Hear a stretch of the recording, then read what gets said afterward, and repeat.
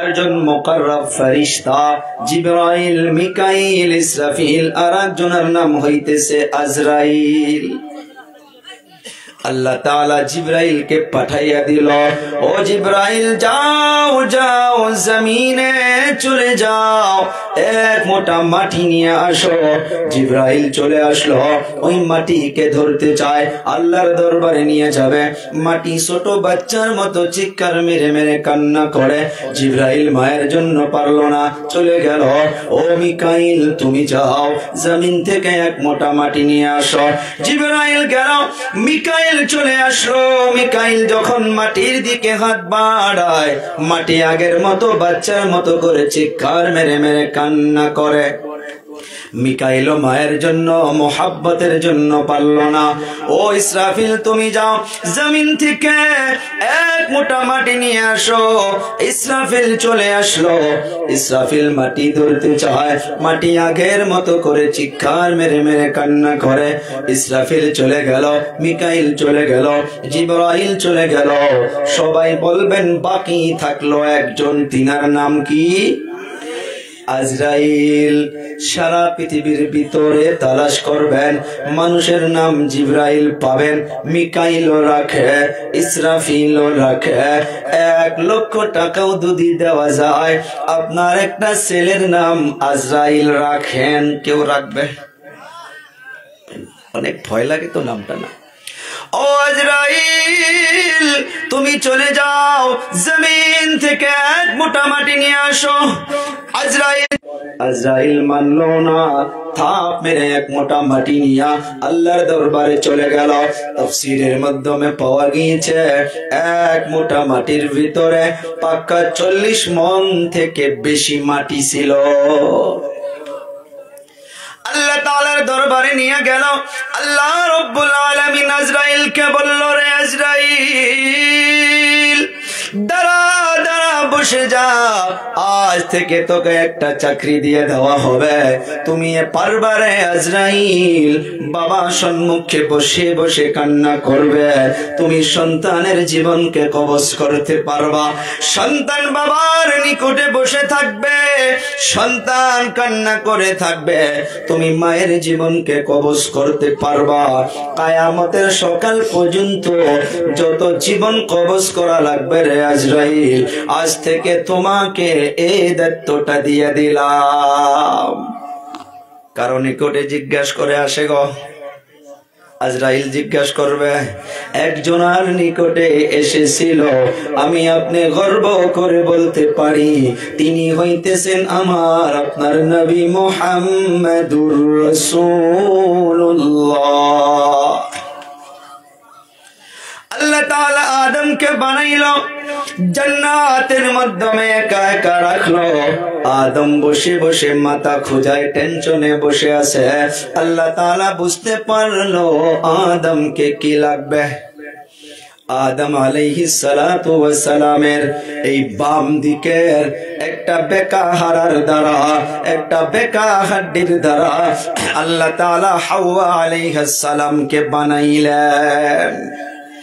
পৃথিবীর সর্বপ্রথম বাবা হইলেন আদম, সর্বপ্রথম মা হইলেন আম্মা জান হাওয়া আলাইহিস সালাম। বলি সবাই, সর্বপ্রথম বাবার নাম কি? আদম। সর্বপ্রথম মায়ের নাম হাওয়া আলাইহিস সালাম। আর একটা বলেন, পৃথিবীর জমিনে সর্বপ্রথম স্বামী হইলেন আদম, আর সর্বপ্রথম স্ত্রী হইলেন হাওয়া। এই যে ফ্যামিলি ম্যাটার শুরু হইয়া গেল, আমি আপনি খেয়াল করতে হবে। আমি আগেই বলেছি, নামাজের বয়ান, রোজার বয়ান, মা বাবার খেদমতের বয়ান অনেক শুনেছি। আদম আলাইহিস সালাতু ওয়াস সালামের নিকটে আল্লাহ তাআলা হাওয়া আলাইহিস সালামকে যখন বসায়া রাখলো অল্প দূরের মাধ্যমে, আদম নবী আম্মা জান হাওয়ার দিকে হাতটা আগ বাড়াইয়া দিছে। আল্লাহ তাআলা দিয়া বলে, রে আদম আদম দাঁড়াইয়া যা, এখনই ইজাজত না, হাওয়াকে তুই স্পর্শ করতে পারবি না, হাওয়ার বদনে শরীরে হাত লাগাইতে পারবি না। এর জন্য প্রথম দুটা কাজ করতে হবে। কয়টা কাজ? নাম্বার 1 হইতেছে বিবাহ করতে হবে। আর বিবাহ করতে গেলে সর্বপ্রথম দেনমোহরের ব্যবস্থা করতে হবে। ওরে যুবক, যারা বিবাহ করেছো শোনো, আর যারা বিবাহ করো নাই তারাও মনোযোগের শোনো। ফ্যামিলির মাধ্যমে শান্তি নাই, সবাই বলে হুজুর তাবিজ দাও, তাবিজ দাও। তাবিজের দ্বারা কাম হবে না। আমাদের ভাষায় বলি, কুয়ার মাধ্যমে ব্যাং মরে কুয়ার পানি গন্ধ বাহির হয়েছে, শুধু পানি উঠায় ফালাইয়া দেয়, কুয়ার পানির গন্ধ তো শেষ হয় না। কুয়ার মাধ্যমে যে একটা ব্যাং মরে পচে আছে, ওই ব্যাংটা তুলে ফালাইয়া দিলে তো কুয়ার গন্ধ শেষ হইয়া যাবে। কেউ ব্যাংটা ফালাইয়া দেয় না, কুয়ার গন্ধ শেষ হয় না। কোন দিকে ইশারা দিছি নিশ্চয় বুঝতে পারছেন। আদম নবীকে আল্লাহ বলল দেন মোহর দাও। আদম বলে আল্লাহ টাকা নাই, পয়সা নাই, কি দিয়া দেন মোহর দিব আল্লাহ? আল্লাহ তাআলা বলল চলবে না, কিছু তো দিতেই লাগবে। আল্লাহ তাআলা আদমকে বলল যে আখিরি জামানায় মুহাম্মদ ইবনে আব্দুল্লাহ নামক পয়গম্বরকে প্রেরণ করব। আখিরি নবীর উপরে তুমি কয়েকবার দরুদ শরীফ পড়ে দাও, এইটাই তোমার বিয়ার জন্য হইয়া যাবে দেনমোহর। সুবহানাল্লাহ কওয়া যাইতো না? আমার বুঝানো মাকসাদ রে যুবক, বিবাহর আগে তুমি কর্ম করে করে, কষ্ট করে করে তুমি দেনমোহর রেডি করতে হবে। ফ্যামিলি শুরু হইয়া গেল না, আগে চিন্তা করেন দাদাগুলো, বাবাগুলো, কইনার পক্ষ থেকে আবার লড়ার পক্ষ থেকে সবগুলো বৈঠকে বসে যায়, দেনমোহর ত্যাগ করে। একটা জিনিস মনে রাখবেন, সমাজে ডিমান্ড চলতেছে। ডিমান্ড কি ডিমান্ড? বলে আপনাদের কিছু ডিমান্ড আছে। বলে নাই, বলে আপনাদের বলে নাই। চলো আলহামদুলিল্লাহ। একটা কথা শুনে নিন, ডিমান্ড করতে পারে কন্যা পক্ষ থেকে। কি ডিমান্ড? সে ডিমান্ডের নাম হইতেছে দেনমোহর। এটা চাওয়া হক, কন্যার পক্ষের থেকে চাইতে পারে। ও বাবারা, বন্ধুরা, আমি আগেই বলছি অল্প সময় ধ্যান দিবেন, কিছু ফ্যামিলি ম্যাটার নিয়ে আলোচনা করব। দেনমোহর ত্যাগ হইয়া গেল 3,01,101 টাকা দেনমোহর ত্যাগ হইয়া গেল। 15 দিন পর বিবাহ। ও বাবা, বিবাহর আগে দরার পক্ষ থেকে মাত্র 80,000 টাকার বস্তু বানাইয়া নিল।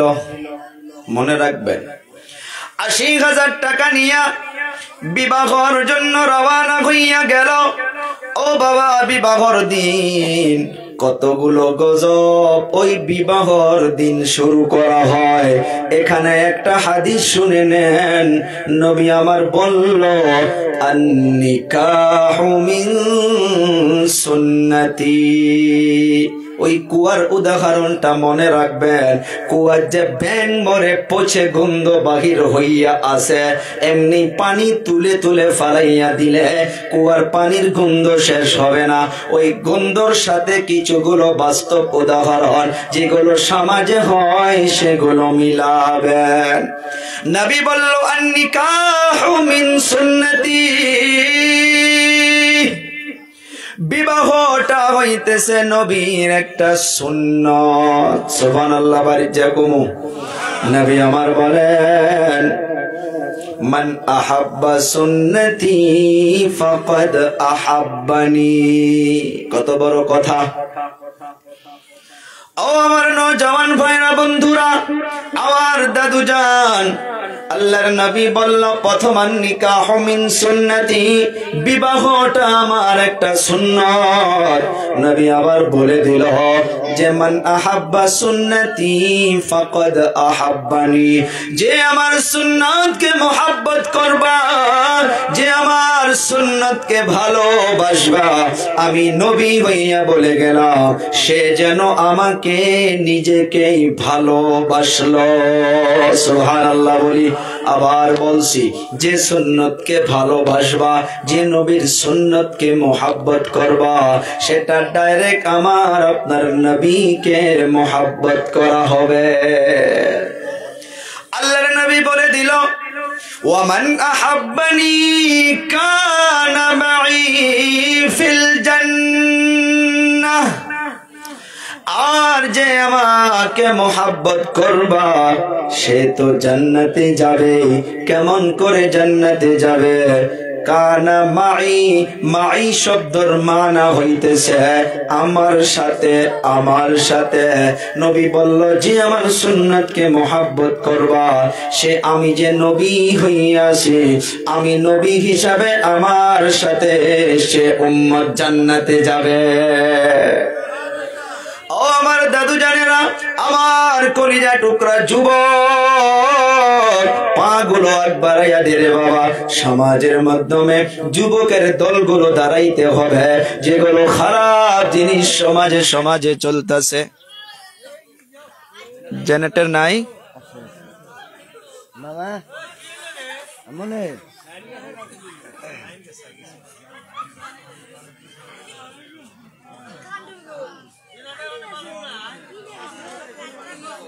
কাকবানি ঠিক একটু আই গেল।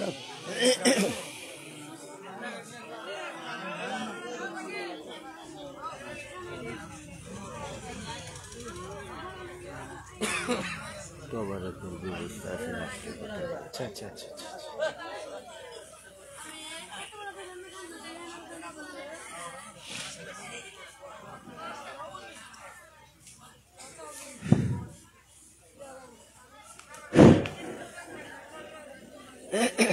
আলহামদুলিল্লাহ বলি।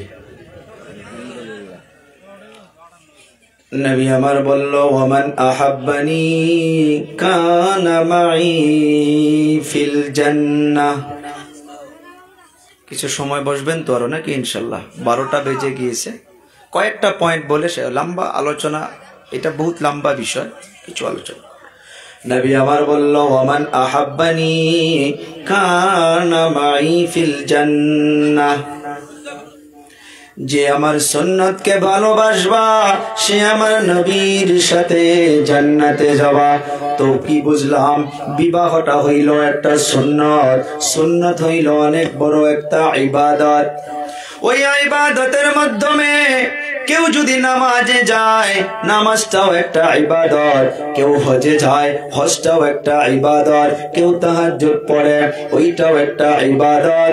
ও বাবা বন্ধুরা, ওই ইবাদত গুলোর মাধ্যমে তো কেউ গানা বাজায় না, কেউ ডিজে বাজায় না, কেউ ড্যান্স করে না। নবীর এত বড় একটা দামি সুন্নত, এই ইবাদতের মাধ্যমে কেমন করে গজবের বড় বড় ডিজে গুলো বাজানো যায় সইতে পারে? কথা কয় না? হয় না নাই? বিবাহর মাধ্যমে গানা বাজানো হয় না নাই? ও বাবা, নবীর সুন্নাত যে জায়গায় ইবাদত বলে নবী বলল, ওই ইবাদতের মাধ্যমে তো কান্নাকাটি করা দরকার। ও যুবক, যে যুবকের বিবাহ হবে, এ বাবা তুমি তো ওই দিন আল্লাহর দরবারে কান্না করা দরকার যে আমার জীবন সঙ্গে আসতেছে, না জানি সে যেন কেমন হবে। তার জন্য বেশি বেশি করে আল্লাহর দরবারে কান্না করা দরকার। বিবাহর দিন আর একটা মুসিবত বাড়ির মাধ্যমে শুরু হইয়া যায়, যার নাম হইতেছে হলুদ খেলা। না এদিকে হয় না? হলদি দেওয়া দেবী হয় না? ভাবি গুলো দেওরে দিয়া দেয়, মামার বেটি গালে হাত লাগাইয়া দিয়া দেয়, ফুবুর বেটি গালে হাত লাগাইয়া দিয়া দেয়। না নাই? ও বাবা, ভালো করে মনে রাখবেন, গুনাহ ওই দিন যত গুনাহ করবেন, এ গুনার আসর গুলো, শাস্তি গুলো আল্লাহ তাআলা ওই স্বামী স্ত্রীর উপরে দিবে। কারণ তার বিবাহর জরিয়া করে কত মানুষ গুনাহ করতেছে।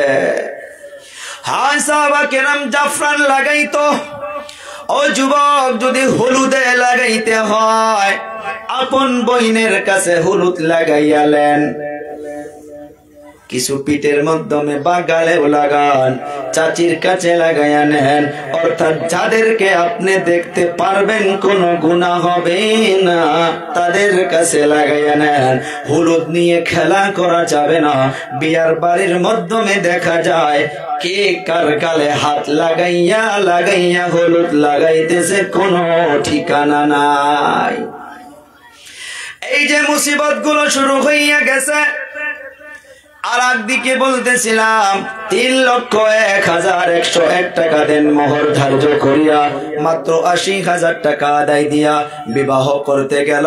বিবাহর বাড়িতে পৌঁছানোর সাথে ওখানে গেটের মাধ্যমে আর একটা মুসিবত আছে না নাই? সব শালিগুলো বেপরদাগি হইয়া কমসে কম 5 ঘন্টা করে মেকআপ করে গেটের মাধ্যমে দাঁড়াইয়া থাকে। কোন আছে না নাই? ও বাবা, এগুলো বললে মানুষ খারাপ পায়, উপায় নাই, এগুলো ইবাদত। বিবাহ আল্লাহর নবীর একটা সুন্নত। ওই সুন্নতকে নিয়ে যারা খেলা করবেন, চক্ষু বন্ধ হওয়ার পর কবরে যাও, তারপর মজা বোঝা যাবে। গেটের মাধ্যমে শালি ছাড়া অন্য কেউ থাকে না। ও বাবা, যদি মুখ মিটাই করতেই হয় কেন শালাগুলো খিলাই না? শালাগুলো একজনও থাকে না, শালিগুলো হাত দিয়া খেলাধুলা করে। এদিকে গজবের মোবাইল দিয়া ফটোর তো সিস্টেমের বাহির হইয়া যায়। হুজুর গুলো বিয়ার মাধ্যমে যাওয়া অনেক রিস্ক হইয়া গেছে, অনেক রিস্ক হইয়া গেছে। কোন বিয়ার বাড়িতে যদি চলে যায় গাড়িতে বসে থাকতে হয়, এই গজবের ফিতনা শেষ না হওয়া পর্যন্ত গেটের মাধ্যমে প্রবেশ করা যায় না। কথা কয় না আপনারা? পায়ে হাত দিয়া বলবো, সমাজ থেকে এগুলো জিনিসকে মিটানোর চেষ্টা করতে হবে। ও বাবা, শুরুর আয়াতটার দিকে লক্ষ্য করেন। এইটা তো এমন না যে সমাজও একজন থাকে না, হ্যাঁ আছে। কিছু মানুষ এগুলো জিনিস মিটানোর জন্য চেষ্টা করে, কিন্তু তাকে মানে না। সে খারাপ হইয়া যায়, বলে সে বেশি দেখায়, সে বেশি জানা দেখায়।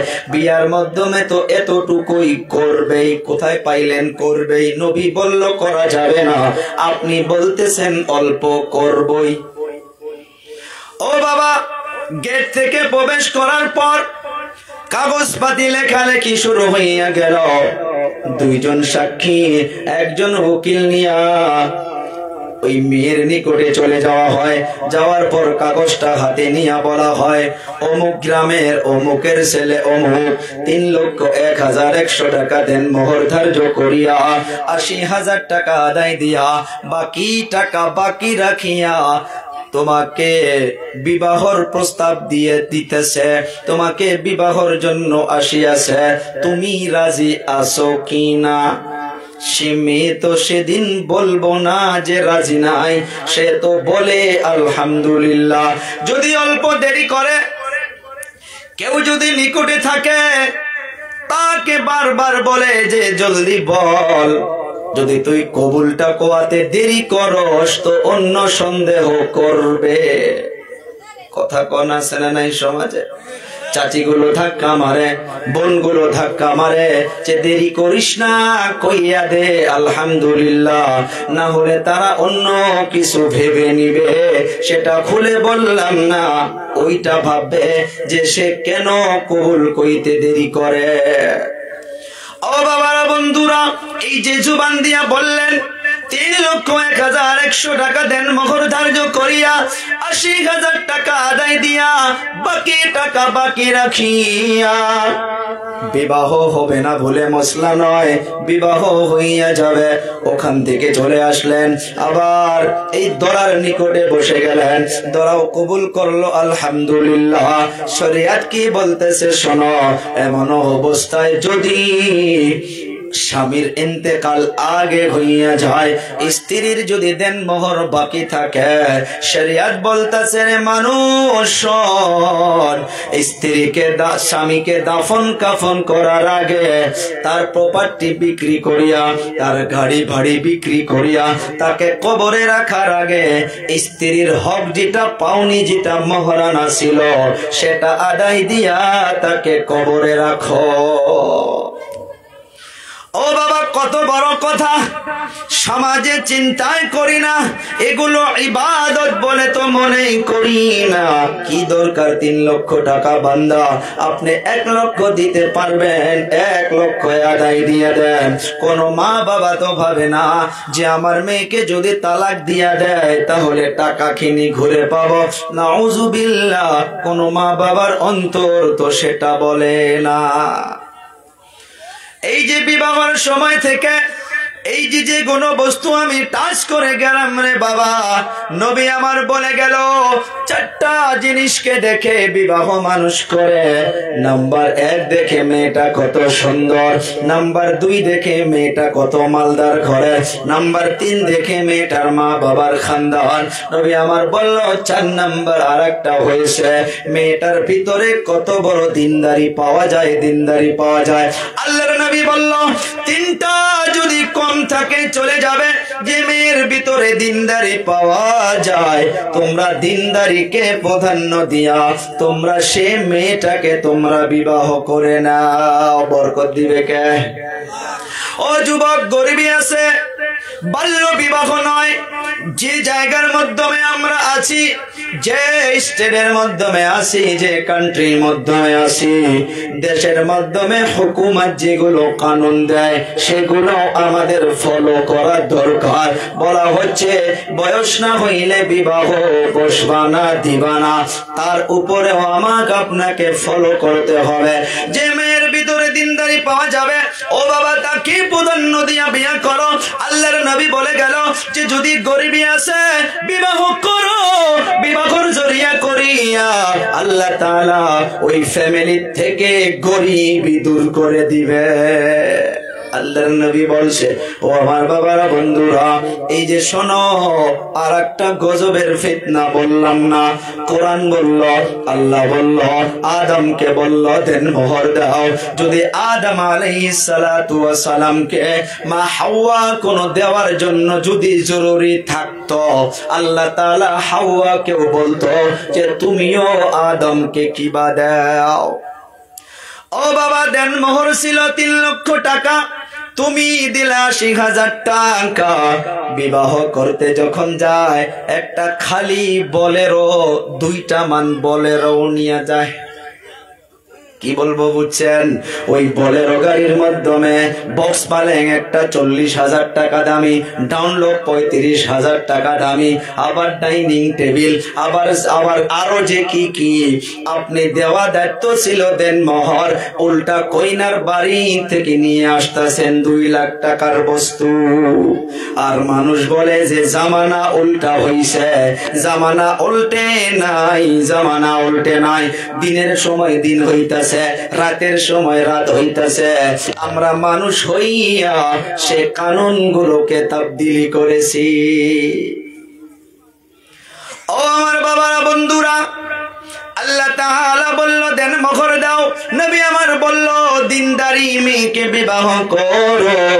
সমাজের মাধ্যমে দেখা যায় যে মেয়েগুলো বেশি পর্দা পশিদাত ঘোরাফেরা করে, ওই মেয়ের বিবাহ গুলো সমাজে হইতে দেরি হইয়া যায়। আর যে মেয়েগুলো বেপরদাগি হইয়া ঘোরাফেরা করে তাদের বিয়া অনেক আগে হইয়া যায়। না আমি একলাই বলতেছি, ভুল বললাম? ও বাবারা, বন্ধুরা, বিবাহকে আসান করতে হবে। সমাজে আওয়াজ তোলো। বিয়ার মাধ্যমে আপনি প্যান্ডেল গেট সাজাইলেন 2 লাখ টাকার, সমাজের মাধ্যমে অনেকগুলো গরিব বোন ভাগ্নি গুলো পড়ে আছে যারা টাকার জন্য ওই বড় বড় যুবতী বোনগুলোর বিয়া হইতেছে না। যদি আপনি প্রকৃতভাবে মুসলমান হইয়া থাকেন, আপনি 2 লাখ টাকার 50,000 টাকা কমাইয়া দিয়া গেট বানান। ওই 50,000 টাকা দিয়া সমাজের মাধ্যমে যে একটা গরিব বোন আছে, তার বিবাহের জন্য আপনি ইন্তজাম করেন। ও আমার বাবারা, বন্ধুরা, আমার কলিজা টুকরা যুবক, বিবাহ হয়ে যাওয়ার পর অনেকগুলো দায়িত্ব আছে রে বাবা।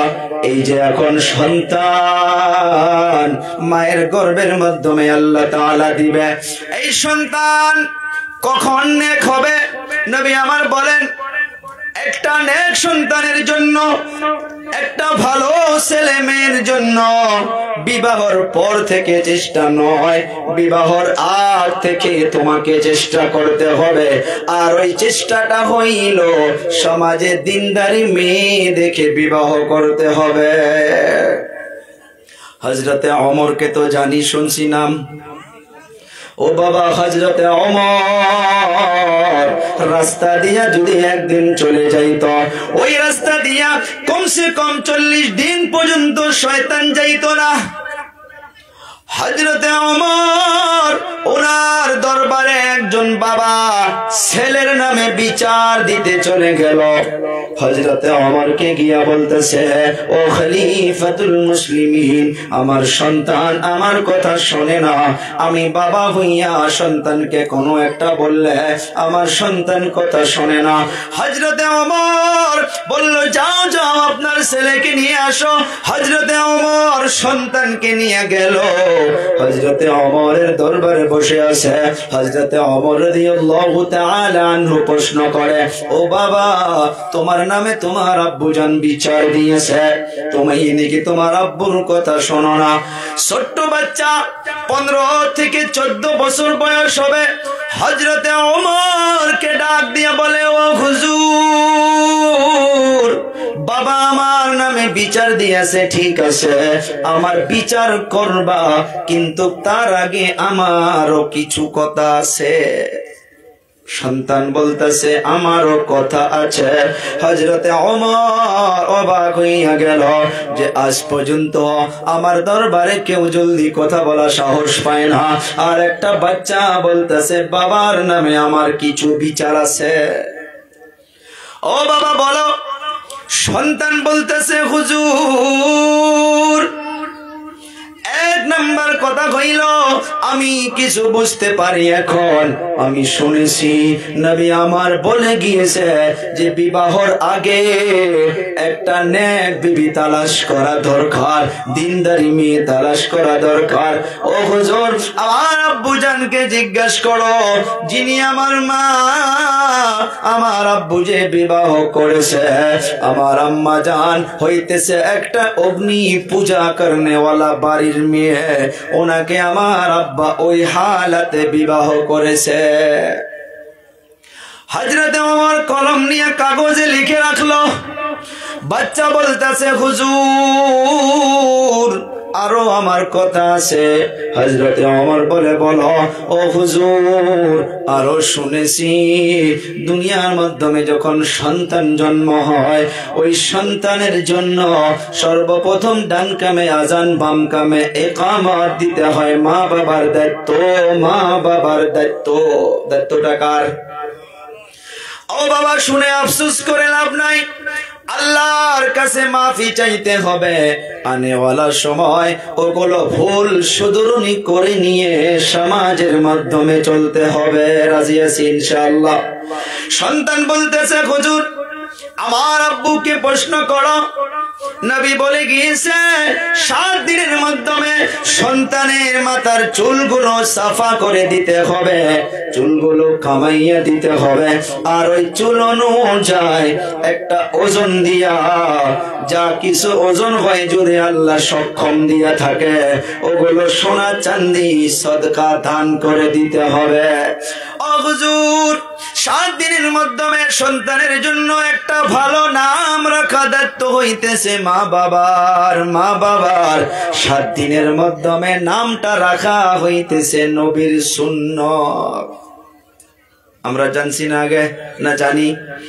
7 দিনের মাধ্যমে ভালো নাম রাখা দায়িত্ব হইতেছে মা বাবার। মা বাবার ওই সন্তান বলতেছে, ও খলিফাতুল মুসলিমিন, আমার বাবাকে জিজ্ঞাসা করে দেখুন আমার নামটা কি রেখেছে।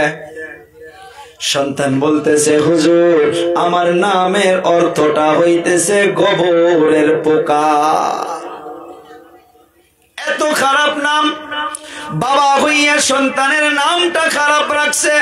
হযরতে ওমর নামটা লিখে রাখলো, আবার বলতেছে, হুজুর সন্তান যখন 5 বছর 7 বছর বয়স হইয়া যায়, মা বাবার দায়িত্ব আল্লাহ আল্লাহর রাসূলকে চিনাইয়া দেওয়া, নামাজের জন্য দাঁড় করাইয়া দেওয়া, মসজিদের সঙ্গে নিয়ে যাওয়া। ও হুজুর 10 বছর বয়স যখন হইয়া যায়, মা বাবার দায়িত্ব সন্তান নামাজ না পড়লে হাতের দ্বারা হালকা ফুলকা শাসন করা। ও হুজুর 16 বছর বয়স হইয়া গেল, আমার আব্বুকে জিজ্ঞাসা করে দেখুন, একদিনের জন্য আল্লাহ নামটা শিখায়ও নাই, নামাজের জন্য কথা বলে নাই। হযরতে ওমর সব কিছু লিখে রাখলো। লিখে নেওয়ার পর হযরতে ওমর বাবাকে ধমক মেরে ওখান থেকে তুলে দিল। যা রে বাবা, চলে যা। সন্তানের নামে বিচার দেওয়ার আগে তুমি বাবা হিসাবে যেগুলো দায়িত্ব, তুমি মা হিসাবে যেগুলো দায়িত্ব সন্তানের উপরে তুমি আগে আদায় করো। তারপর সন্তান যখন তোমাকে মানবে না, তারপর তুমি আমার নিকটে বিচার দিতে আইসো। খারাপ পাবেন না, দুঃখজনক হলেও বলতে লাগবে, উনি নাম রেখেছিল গোবরের পোকা। ও বাবা, আমাদের সমাজের মাধ্যমেও দেখা যায় নাম রাখছে সুন্দর খৈরুল ইসলাম, আব্দুর রহমান। আর টাকা পয়সা ধন দৌলত থাকার জন্য ওই ফ্যামিলি গুলোর মাধ্যমে সন্তানকে ডাকা হইতেছে রিঙ্কু, পিঙ্কু, টিঙ্কু। আছে না নাই? ও বাবা, ছেড়ে দিন। ডাক নাম যেটা রেখেছেন এখনো ছেড়ে দিন। যেটা আব্দুর রহমান নাম রাখছেন, আব্দুল্লাহ নাম রাখছেন, খৈরুল ইসলাম নাম রাখছেন, ওই ভালো নাম ধরে ডাকো, নামের মাধ্যমে আল্লাহ বরকত দিয়া দিবে।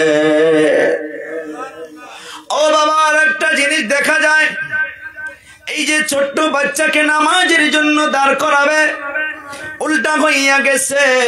সন্তান গোলপাড়া কলেজে পড়ে, সন্তান গুয়াহাটি কলেজে পড়ে, 10 দিনের জন্য বাড়িতে আসে, 15 দিনের জন্য ছুটিতে বাড়িতে আসে।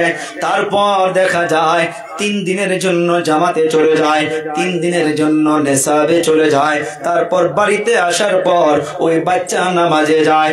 নামাজে চলে যাওয়ার পর সমাজের মাধ্যমে মসজিদের মুরব্বিগুলো সন্তানকে ঘিরো করে নিয়ে বলে, রে বাবা আলহামদুলিল্লাহ, আল্লাহ তোমাকে আরো ভালো করুক, আল্লাহ তোমাকে বড় মানুষ বানাক। এই বাবা একটা আফসোস, তোমার আব্বার বয়স প্রায় 40 হইয়া গেছে, একদিনও মসজিদে আসে না।